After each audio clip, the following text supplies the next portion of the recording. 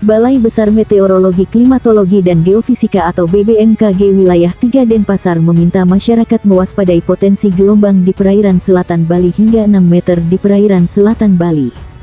Nelayan dan pelaku wisata bahari waspadai potensi gelombang tinggi, kata Kepala BBMKG Wilayah 3 Denpasar Cahyo Nugroho di Denpasar, Bali.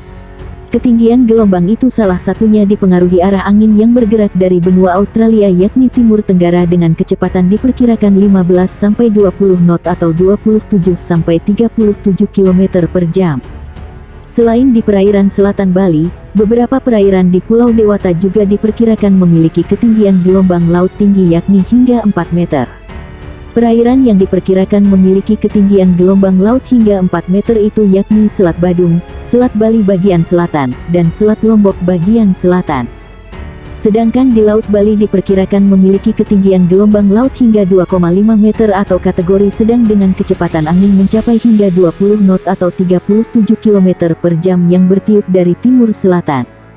Kemudian Selat Bali bagian utara diperkirakan mencapai hingga 2,5 meter dengan kecepatan 27 km per jam yang bertiup dari timur selatan.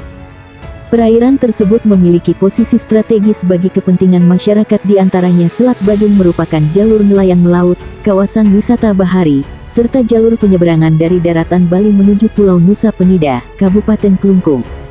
Tak hanya itu, Selat Badung juga dilalui kapal pelayaran dari Pelabuhan Benoa Denpasar menuju sejumlah destinasi di Indonesia Timur.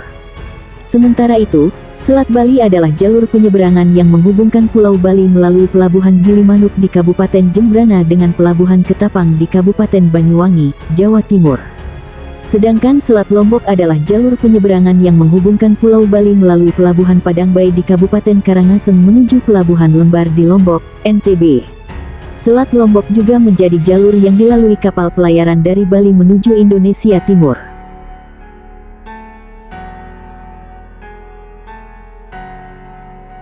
Badan Meteorologi Klimatologi dan Geofisika mengingatkan kepada seluruh pengguna jasa kelautan untuk selalu waspada terhadap gelombang tinggi.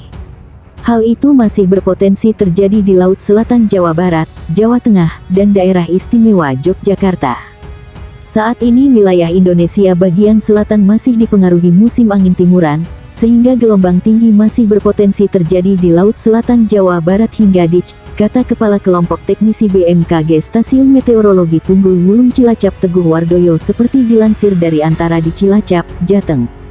Menurut dia, pola angin di wilayah Indonesia bagian selatan dominan bergerak dari timur tenggara dengan kecepatan berkisar 8-25 knot. Pola pergerakan angin yang cenderung searah dengan kecepatan tinggi tersebut berpotensi meningkatkan tinggi gelombang laut. Oleh karena itu kami kembali mengeluarkan peringatan dini gelombang tinggi di Laut Selatan Jawa Barat hingga berlaku Oktober, jelas Teguh Wardoyo. Dia mengatakan, peringatan dini gelombang tinggi tersebut dikeluarkan karena tinggi gelombang 2,5-4 meter masuk kategori tinggi. Itu berpotensi terjadi di perairan selatan Jawa Barat Dich maupun Samudra Hindia Selatan Jawa Barat Dich. Karena itu, dia mengimbau seluruh pengguna jasa kelautan untuk memperhatikan risiko tinggi gelombang terhadap keselamatan pelayaran.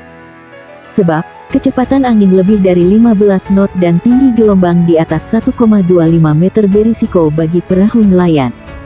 Sementara itu, kecepatan angin lebih dari 16 knot dan tinggi gelombang di atas 1,5 meter berisiko terhadap tongkang, kecepatan angin lebih dari 21 knot dan tinggi gelombang di atas 2,5 meter berisiko bagi kapal feri.